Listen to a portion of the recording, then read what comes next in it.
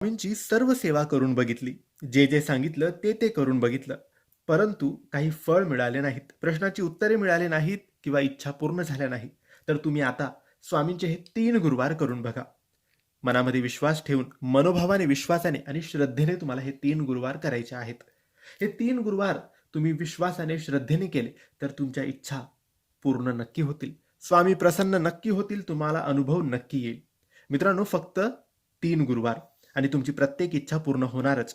स्वामी समर्थांच्या कृपेने जीवनात चमत्कार घडतात. हा एक गुप्त व्रत आहे, जो श्रद्धेने केल्यास कोणतीही अडचण सुटते, मागितलेले मिळते. तर मित्रांनो, पहिल्या गुरुवारपासून किंवा तुम्हाला जेव्हा वाटेल त्या गुरुवारपासून या व्रताची सुरुवात तुम्हाला करायची आहे आणि अनुभव घ्यायचा आहे. तुम्हाला 3 गुरुवार हे व्रत करायचे आहे. कोणत्याही गुरुवारी काही अडचण, सुतक किंवा काहीही प्रॉब्लेम आली, तर मग तुम्हाला नवीन 3 गुरुवार करावे लागतील. हे लक्षात ठेवा.